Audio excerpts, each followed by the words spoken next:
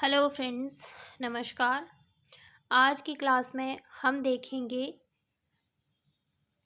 उद्देशिका अर्थात प्रस्तावना और फिर साथ ही हम देखेंगे संघ और उसका राज्य क्षेत्र। ओके, तो पिछली क्लास में हमने देखा था संविधान की विशेषताएं, हमारे संविधान के स्रोत और राष्ट्रीय चिन्ह। ये हमने पिछली क्लास में देख लिया था। चलिए आज का शुरू करते हैं। उद्देशिका प्रस्तावना तो हम सब जानते हैं कि हम भारत के लोग जो हमारी प्रस्तावना है वो हमारे लिए क्यों इम्पोर्टेंट है, मतलब वो संविधान का एक महत्वपूर्ण अंग है। क्योंकि ये उद्देशिका स्पष्ट करती है कि जो संविधान के प्राधिकार का मूल स्रोत है वो भारत के लोगों में निहित है। और ये उद्देश्य मतलब ये यह भी स्पष्ट करती है कि जो उद्देशिका है उन सभी अधिकारों और स्वतंत्रताओं की घोषणा करती है जिन्हें भारत के लोगों ने सभी नागरिकों के लिए सुनिश्चित करने की इच्छा की थी। ओके, और इसमें जो है इम्पोर्टेंट दिया है जो तिथि संविधान के अधिनियमन की तिथि जो उसमें दी हुई है 26 नवंबर 1949, ये उस हमारी प्रस्तावना में अंकित है। ओके, ये है हमारी प्रस्तावना की कुछ शब्दावली। संप्रभुता संपन्न, ये हमने संविधान की विशेषताओं में देख लिया था कि संप्रभुता संपन्न से अभिप्राय है कि कोई जो भारत है वो किसी के आंतरिक मतलब उसकी जो आंतरिक और बाह्य मामले हैं, नीतियां हैं, उनको वो खुद निर्धारित करता है, वो किसी बाह्य कंट्रोल में नहीं है। ओके, समाजवादी, पंथनिरपेक्ष, लोकतांत्रिक, ये सब हमने पिछली क्लास में देख लिया था। ये हमारी उद्देशिका की शब्दावली है। ओके, हमारी उद्देशिका में ये सब बताया गया है। सामाजिक, आर्थिक और राजनीतिक न्याय, विचार, अभिव्यक्ति, विश्वास, धर्म और उपासना की स्वतंत्रता, प्रतिष्ठा और अवसर का सम्मान, इन सब के अर्थ कहीं ना कहीं हमने पिछली वीडियो में समझ लिए हैं संविधान की विशेषताओं में। ओके, तो आप वहाँ से देख सकते हैं ये। और उद्देशिका, इसमें भी जो है विवाद रहे हैं कि उद्देशिका जो है हमारी वो संविधान का अंग है या नहीं। इस पे एक तो वेरूवारी मामला हुआ है 1960 में। तब जो है उच्चतम न्यायालय ने ये कहा था कि जो प्रस्तावना है वो संविधान का अंग नहीं है। लेकिन जब केशव भारती वाद 1773 होता है तो उसमें जो है जो 1960 में वेरूवारी मामले में दिया था उन्होंने अपना निर्णय, वो उसको निरस्त करते हुए स्पष्ट किया कि जो प्रस्तावना है वो संविधान का अंग है और संसद के संशोधन के लिए संशोधन करने की शक्ति का विषय उसी प्रकार है जिस प्रकार संविधान के अन्य प्रावधान है। ओके, और फिर LIC मामला 1995 में हुआ था और उसमें भी प्रस्तावना को संविधान का आंतरिक हिस्सा बताया था। ओके, उद्देशिका, अब ये यहाँ से हमारे लिए इम्पोर्टेंट है कि जो उद्देशिका है हमारी, हमने पिछली क्लास में पढ़ा था कि उद्देश्य प्रस्ताव जो जब आंतरिक सरकार बनी थी तो उसमें जवाहरलाल नेहरू ने जो है 22 जनवरी 1947 को एक उद्देश्य प्रस्ताव प्रस्तुत किया था। उद्देश्य प्रस्ताव 13 दिसंबर 1946 को नेहरू ने प्रस्तुत किया था। कब किया था? 13 दिसंबर 1946 में ये उद्देश्य प्रस्ताव जो है नेहरू जी ने प्रस्तुत किया था और 22 जनवरी 1947 को सर्वसम्मति से इसको स्वीकार किया गया था। और आगे चलकर जो तब उद्देश्य प्रस्ताव था वही हमारी जो संविधान में उद्देशिका है। ओके, संविधान का अंग, संविधान के अंग होने पर जो विवाद हुआ है वो हमने अभी देख लिया पीछे, बेरूवारी मामला और केशव भारती केस और LIC मामले में हमने ये देख लिया। ओके, फिर उद्देशिका में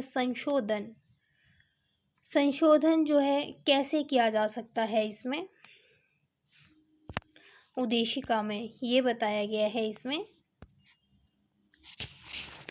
जो केशवानंद भारती वाद 1973 में हुआ था, उसके बाद बताया गया कि जो प्रस्तावना है उसको संविधान का अंग मानते हुए कहा कि अनुच्छेद 368, कौन सा आर्टिकल?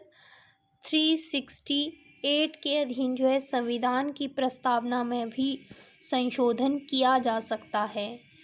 इम्पॉर्टेंट है, कौन से आर्टिकल के तहत जो है हमारी प्रस्तावना में संशोधन किया जा सकता है? ये अनुच्छेद 368 के तहत। लेकिन शर्त ये है कि वो ऐसा संशोधन होना चाहिए जिससे मूल ढांचे का उल्लंघन नहीं होना चाहिए। जो मूल रूप से हमारी प्रस्तावना है उसमें कोई उल्लंघन, मतलब उसमें कोई फेरबदल नहीं होना चाहिए। ओके, और फिर 42वां संविधान संशोधन 1976 में हुआ। 42वां संविधान संशोधन, आज तक प्रस्तावना में सिर्फ एक संविधान संशोधन हुआ है ये, जिसमें 3 शब्द जोड़े गए थे, समाजवाद, पंथ निरपेक्ष और अखंडता, यानी सोशलिस्ट, सेक्युलर और इंटेग्रिटी। ये 3 शब्द जोड़े गए थे प्रस्तावना में 1976 में। ओके, ये हमारी प्रस्तावना से इम्पोर्टेंट था, जहाँ से एग्ज़ाम में क्वेश्चन बन सकता है। ओके, नेक्स्ट देखते हैं हम संघ और उसका राज्य क्षेत्र। संघ और राज्य क्षेत्र में जो है हमारा ये संविधान के भाग 1 में दिया गया है, और जो संविधान का भाग 1 है उसमें आर्टिकल 1 से 4 दिए गए हैं हमें। तो उसमें जो आर्टिकल 1 है, आर्टिकल 1, उसके अनुसार जो भारत है अर्थात इंडिया, ये राज्यों का संघ होगा। ओके, मतलब किसी भी राज्य को संघ से अलग होने का अधिकार नहीं है, और जो राज्यों के बीच किसी अनुबंध, जो भारत है ये विभिन्न राज्यों के मध्य किसी अनुबंध का परिणाम नहीं है। ओके, और इसके बाद आर्टिकल 2 में कहा गया है कि जो संसद विधि द्वारा संघ के नए राज्यों का प्रवेश या उनकी स्थापना करेगी। आर्टिकल 2 के तहत जो है संसद विधि द्वारा संघ में नए राज्यों का प्रवेश करेगी या फिर उनकी स्थापना करेगी।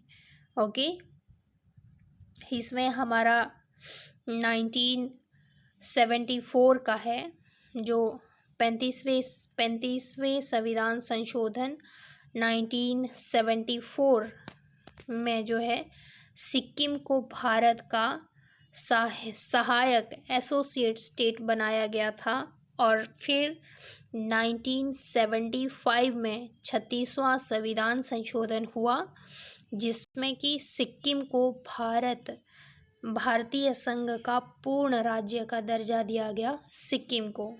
ओके। और इसमें जो है जब स्वतंत्रता प्राप्ति के समय की बात है ये, उस समय क्या है कि जो कितने थे यहाँ पे लगभग 600 रियासतें थी और ब्रिटिश भारत था, यानी भारत के दो भाग थे। भारत के दो भाग थे, एक ब्रिटिश भारत था और एक हमारी देसी रियासतें थी। ओके। और उन जो ब्रिटिश भारत था उसके 9 प्रांत थे और जो हमारी देसी रियासतें थी उनके 600 रियासतें थी। ओके। और उनमें जो 600 में से भी जो 542 को छोड़कर बाकी तो पाकिस्तान के साथ शामिल हो गई थी, लेकिन ये 542 में से भी 3 ऐसी थी जो ना तो पाकिस्तान के साथ हुई थी ना भारत के साथ हुई थी। और ये कौन कौन सी थी? जूनागढ़, हैदराबाद और जम्मू कश्मीर। फिर जूनागढ़ जो है,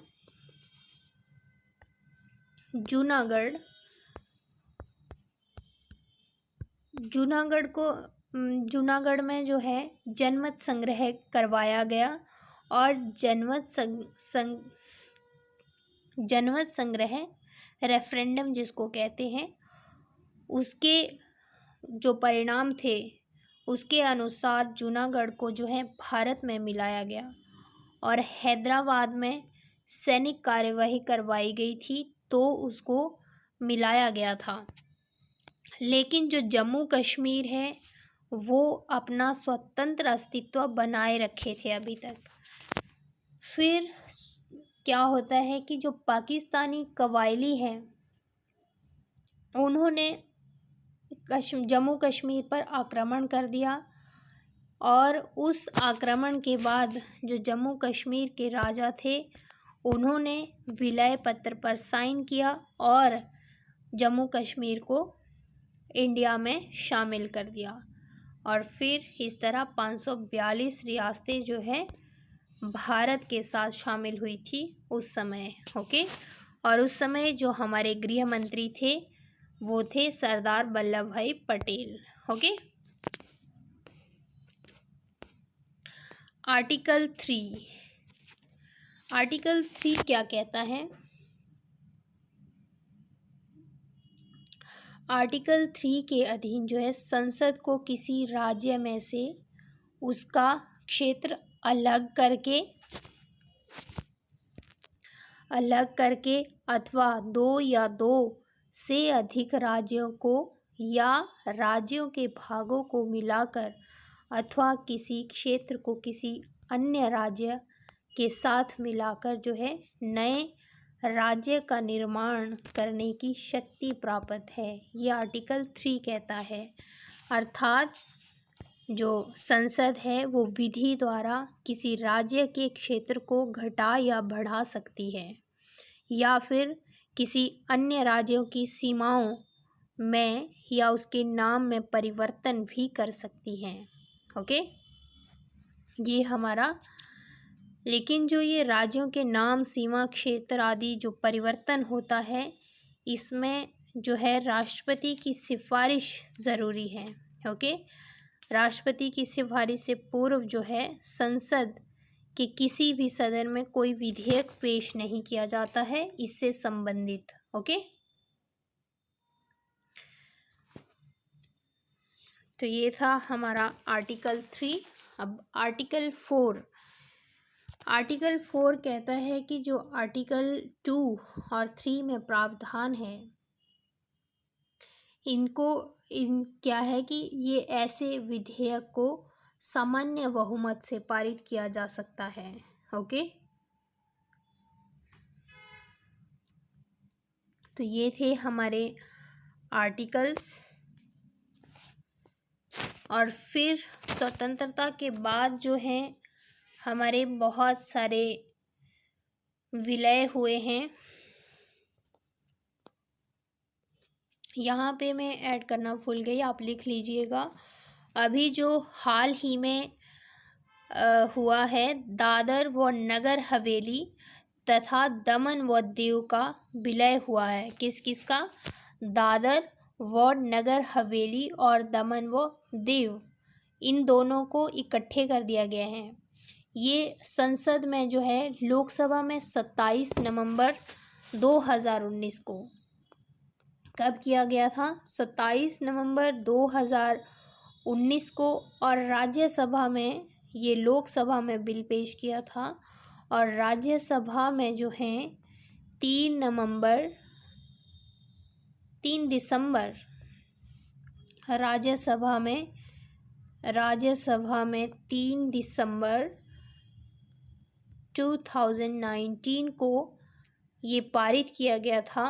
और ये जो लागू हुआ है, इन दोनों का जो विलय हुआ है, ये 26 जनवरी 2020 से लागू हो गया है। ओके, यानी दादर व नगर हवेली तथा दमन व दीव का जो विलय है वो 26 जनवरी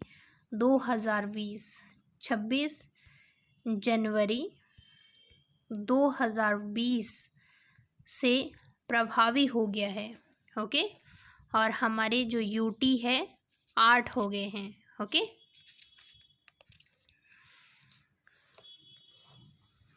और हाल ही में इसमें एक और केस जो बांग्लादेश वाला था, ये 2015 में 100वें संविधान संशोधन के अनुसार जो बांग्लादेश के कुछ हिस्से थे, 6000 वर्ग किलोमीटर कुछ का क्षेत्र था, ये इंडिया को मिला है। और जो 10,500 वर्ग किलोमीटर है वो बांग्लादेश को गया है। ये जो है भारत में जब इंदिरा गांधी थी प्रधानमंत्री, 1974 की बात है ये। और बांग्लादेश में उस समय थे शेख मुजीबुर रहमान। ओके, कौन थे? शेख मुजीबुर रहमान। ये उन दोनों के बीच जो है सीमा समझौता किया गया था और उसको अभी 100वें संविधान संशोधन द्वारा 2015 में लागू किया गया है। ओके, और एक इसमें रिसेंट जो है जम्मू कश्मीर और इसका लद्दाख का जो है, इसका अभी भी न्यूज़ में आया था। ये 30 अगस्त की न्यूज़ में आया था, जिसमें जो chief justice of India DY Chandrachud है वो कह रहे हैं कि इसकी जो जम्मू कश्मीर की रिस्टोरेशन राज्य के रूप में, स्टेटहुड के रूप में ज़रूरी है। और सेंटर को याद दिलाते हैं कि जब ये बनाया था यूटी, तो तब ये कहा गया था कि ये कुछ समय के लिए यूटी है और इसको राज्य में परिवर्तित कर दिया जाएगा। ओके, और ये कब हुआ था? ये 5 अगस्त 2019 को संसद में विधेयक जो है पास किया गया था और राष्ट्रपति की जो स्वीकृति मिली थी इसको 9 अगस्त 2019 को। और 31 अक्टूबर 2019 कब हुआ था? 31 अक्टूबर 2019 से ये प्रभावी हुआ था जम्मू एंड कश्मीर और जो है लद्दाख 2 यूटी बनाए गए थे। ओके, ये सब इन्हीं आर्टिकल्स में आता है। ये तो अभी प्रेजेंट के थे। और एक 2014 का तेलंगाना और आंध्र प्रदेश वाला। तेलंगाना कब बना था? 2 जून 2014 में। ओके। और 1950 के बाद जो है ऐसे कई राज्यों का गठन या फिर राज्यों को जोड़ा गया है या तो फिर दो मतलब तोड़ा गया है। ये 1950 के बाद जो है बहुत राज्य हुए हैं। ये जो मैंने बताया आपको ये तो हाल ही के थे। ओके।